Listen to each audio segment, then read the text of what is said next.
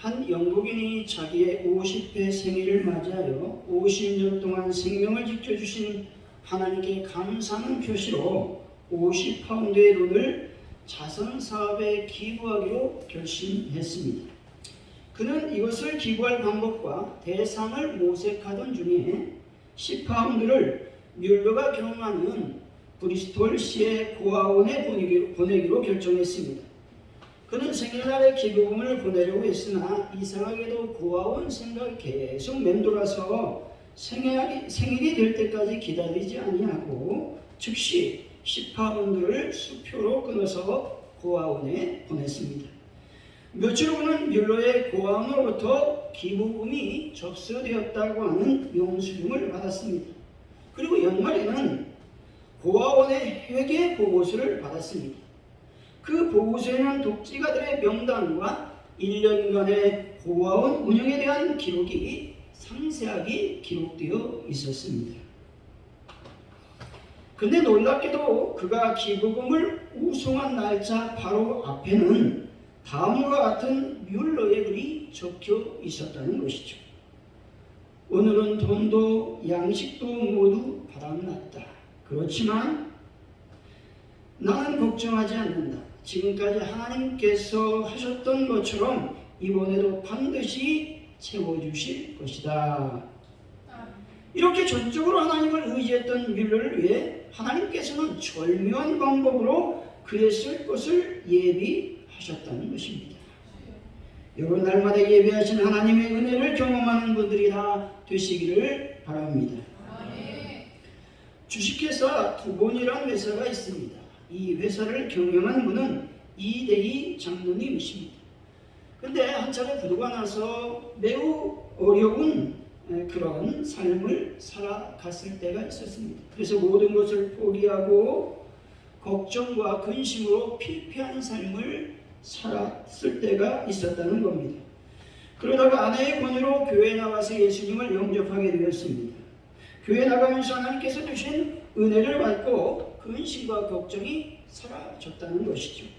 예수님이 영접하고 나서 하나님의 사업을 하겠다라고 생각하고 항상 예배의 삶을 살았다는 겁니다. 사업을 하면서 힘든 점도 많았고 다 포기하고 싶은 생각도 들었다는 겁니다. 그러나 말씀을 듣고 힘을 얻게 되는 경험을 통해서 더욱 하나님을 믿고 하나님의 은혜를 구하면서 사업을 했다는 겁니다. 장로님이 이렇게 고백합니다. 지금까지 인도하신 하나님께 감사드리고 어려움이 있을 때마다 나의 삶과 사업에 하나님의 예비하심을 경험하게 했습니다. 20년 동안 여기서 예배를 드리고 사업을 하면서 우리가 하는 모든 일마다 하나님께서 예배하고 계시다는 것을 확신하게 되었습니다. 하나님께서 주실 줄로 믿고 하나씩 새롭게 시작하고 있습니다 라고 말했습니다. 하나님의 예비하심과 준비하심은 성경의 인물들에게만 나타나는 하나님의 역사가 아닌 것입니다. 하나님의 예비하심은 하나님의 자녀라는 어느 누구에나 임하는 하나님의 역사임을 믿으시기를 바랍니다. 고린도전서 10장 13절이죠. 사람이 감당할 시험 밖에는 너에게 당할 것이 없나니 오직 하나님 믿고사 너희가 감당치 못할 시험 당함을 허락지 아니하시고 시험 당할 즈음에 또한 피할 길을 내사 너희로 등이 감당하게 하시느니라. 아멘. 우리에게 임하는 모든 시험과 환난, 고통과 슬픔은 감당할 수 있는 것들이라고 말씀합니다. 왜냐하면 하나님께서 시험 당할 쯤에 피할 길을 예비하시기 때문이라는 것입니다. 사랑하는 성도 여러분, 하나님의 예비하심을 날마다 경험함으로 더욱 하나님을 의지하고 믿어 하나님께 영광을 돌리는 분들이 되시기를 예수 이름으로 간절히 축원드립니다. 오늘 본문은 요셉의 형제들에게 자신의 신분을 밝히고 대화를 나누는 장면을 묘사하고 있습니다. 다시 말해서 요셉은 형제들을 대표해서 진심 어린 회개에 근거하여 베냐민을 위해 호소하는 유다의 감동스러운 탄원 앞에서 오랫동안 참았던 정을 억제하지 못했습니다. 그래서 마침내 방송대곡하며 자신의 신분을 밝히고 형들을 용서함으로써 형제간의 진정한 재회의 기쁨을 누리고 있는 것입니다. 여기서 진정한 회개만이 진정한 용서와 재회를 가능하게 한다는 사실입니다. 다시 말해서 죄인이 하나님께 나아가 그와 다시 화목하고 교제를 회복하기 위해서는 죄인의 진정한 회개가 있어야 된다는 말입니다. 하나님께서는 진실로 회개하는 자를 용서하시고 위로하신다는 겁니다. 뿐만 아니라 당신과 교제를 회복케 하심으로 참된 기쁨과 생명을 얻게 하신다라는 것입니다. 오늘 말씀을 통해서 예비하신 하나님이란 제목으로 어떻게 하면 예비하신 하나님을 경험할 수 있는지 하나님의 은혜를 나누도록 하겠습니다. 첫째로 진정으로 회개한 자만이 하나님을 만날 수 있다는 것입니다. 우리 1절이죠. 한번 읽어봅니다. 시작. 요셉이 시종하는 자들 앞에서 그 점을 억제하지 못하여 소리질러 모든 사람을 자기에게서 물러가라 하고 그 형제들에게 자기를 알리니 그때 그와 함께한 다른 사람이 없었더라. 아멘. 요셉은 베냐민을 위한 유다의 감동적인 탐문을 듣고 형제들에 대한 정을 억제하지 못했다는 것이죠. 그리고 마침내 자신의 신분을 밝히고 있습니다. 창세기 44장 33절입니다. 이제 주의 종으로 그 아이를 대신하여 머물러 있어 내 주의 종이 되게 하시고 그 아이는 그의 형제들과 함께 돌려보내소서 말씀합니다. 유다는 동생 베냐민을 위해서 자신이 인질이 되겠다고 요청하고 있는 것입니다. 유다는 아버지에 대한 효심뿐만 아니라 베냐민에 대한 뜨거운 형제에서 우러나온 자기 희생적인 사랑으로 이렇게 제안하고 있는 것입니다. 이런 희생적 사랑을 제안할 수 있었던 것은 유다가 진정으로 요셉을 판 것에 대한 깊은 뉘우침과 회개를 했다라는 것들을 말해주고 있는 것입니다. 이런 진정한 회개로 말미암아 요셉과 형제들 사이에 담은 허물어졌습니다. 그리고 진정한 만남을 갖게 되었다는 것이죠. 이와 같이 우리가 자신의 잘못을 솔직히 고백하고 회개해야 하나님을 만날 수 있는 겁니다. 죄인들이 하나님을 만나 뵙지 못하고 그로 인해 구원을 받을 수 없는 것은 하나님과 멀리 떨어져 있기 때문이 아닙니다. 하나님은 언제나 우리들과 가까운 곳에 계시며 늘 우리를 지켜보고 계십니다. 그럼에도 많은 사람들의 생명의 주인이신 하나님을 만나 뵙지 못하고 결국 비극적인 종말을 구하는 것은 하나님께서 회개치 않는 자들에게는 당신을 숨기시기 때문에 그렇습니다. 청나라 때의 일입니다. 바오링의 지연이라고 하는 사람이 살고 있었는데 그의 직업은 옥사장이었습니다. 그는 그곳의 사람 사이에 포악하기로 이름이 났습니다. 죄수에게 음식을 주지 않았고 툭하면 배를 때려 친척들에게 돈을 뜯어냈습니다. 뿐만 아니라 아편을 여러 해 동안 상습적으로 복용하여 거의 죽게 되었음에도 불구하고 아편을 끊지 못했다는 겁니다. 피골이 상접해가 된 그가 하루는 곰곰이 생각하더니 스스로 재증언을 받습니다. 그때 마치 거기 있던 목사님이 이렇게 말합니다. 아편을 끊는 것은 의술로 안 됩니다. 하나님을 반드시 의지해야 됩니다. 라고 말해 주었습니다. 그 말에 감명받은 지연은 그곳에 머물면서 책도 보고 예배당에 가서 예배도 드렸습니다. 그러던 어느 날 자신이 지난날 사람들에게 얼마나 횡포를 부렸는가를 깨닫고는 과연 자신이 회개한다고 사함받을 수 있는가를 고민하게 되었습니다. 그가 친구를 찾아가 이 같은 고민을 털어놓자 친구는 베드로가 주님을 부인했을 때 주님께서 베드로를 용서해 주신 것에 대해서 말해 주었습니다. 이에 용기를 얻은 그는 회개하고 집안 식구를 전도하며 믿음을 갖게 되었습니다. 또한 죄수들에게도 전도했다는 겁니다. 바로는 자신이 옥사장을 하는 것이 주를 믿는데 합당치 않다고 생각하여 직업을 내려놓았습니다. 그런데 그 후에 새로운 옥사장은 과거의 지원보다 더 악했습니다. 이에 동네 사람들은 서로 의논하여 지원에게 전해가서 다시 옥사장을 맡아줄 것을 부탁했고 저는 죽는 날까지 옥사장을 맡을 수밖에 없었다는 겁니다. 옥사장을 맡으면서 주님의 복음을 열심히 증거했다는 겁니다.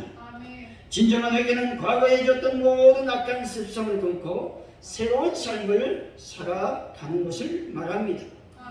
회개는 말처럼 쉽지 않습니다. 양심의 가치를 느낀다고 해서 회개가 되는 것이 아닌 것이죠. 진실된 회개는 죄에 대한 아픔이 동반되어야 되는 겁니다.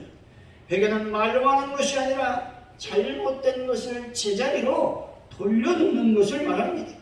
그것에 대한 대가를 능히 감당할 수 있어야 진정한 회개가 되는 겁니다.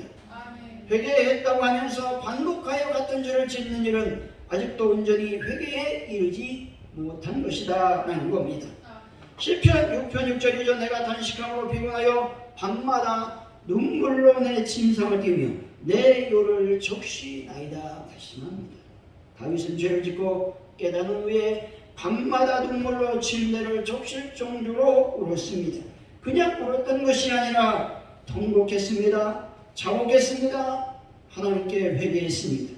그리고 그 죄를 더 이상 짓지 않았다라는 것입니다. 여러분, 죄에 대해 애통하는 마음으로 하나님께 회개하는 분들이 되시기를 바랍니다. 사랑하는 성도 여러분, 예수 그리스도의 피로 자신의 죄를 깨끗하게 씻는 분들이 되시기 바랍니다. 그래서 정결한 삶으로 나를 위해 예비하시는 하나님을 경험하는 한 주가 되시기를 예수 이름으로 간절히 축원드립니다.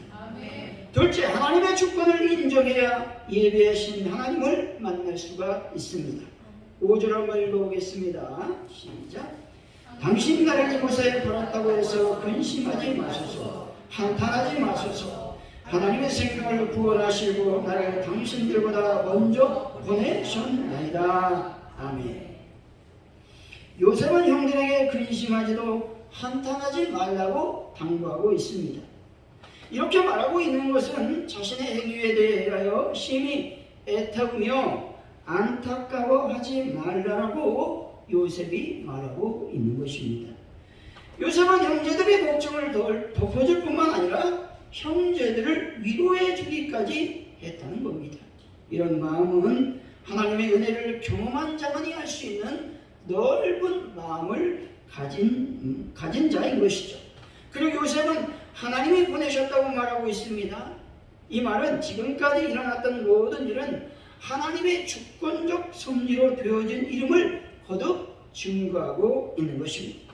다시 말해 요셉은 자신이 형들에 의해 애굽에 팔려가서 온갖 고난과 시련을 당한 것을 형들의 허물로 돌리지 않았다는 겁니다. 다만 이런 모든 과정은 자신을 야곱 가족과 다른 여러 생명들을 구원하시기 위해 방편으로 삼으신 하나님의 주권적 섭리의 결과로 보고 있는 겁니다. 요셉은 철저히 하나님의 주권적 섭리의 손길로 자신의 인생을 바라보았습니다. 여러분, 하나님의 주권적 섭리의 결과로 보아야 인간적인 원망과 소원함을 버릴 수가 있습니다. 그리고 그들을 용서하며 위로할 수가 있는 것입니다. 이영훈 목사님이 쓰신 절대 긍정의 기적이라는 책이 있습니다. 이 책에서는 지능지수, 감정지수를 넘어 긍정지수가 더 중요하다는 겁니다. 긍정지수가 높을수록 삶과 신앙의 행복도 그리고 성취도 또한 높아진다고 말하고 있습니다. 목사님은 예수 그리스도의 복음을 들여다보면 어디에도 부정적인 요소가 없습니다. 완전하고 충만한 복음뿐입니다 라고 말씀합니다. 그리고 하나님을 믿고 따르는 모든 자는 절대 긍정의 셈에서 끊임없는 긍정의 생수를 공급받을 수 있습니다 라고 강조하고 있는 겁니다. 성도가 절대 긍정을 가져야 될 이유는 천국을 소망하는 자들이기 때문에 그렇습니다. 하나님을 절대 주권을 행사하시는 전지전능한 분으로 믿는다면 절대 긍정이 불가능한 일이 되어서는 안 된다는 겁니다.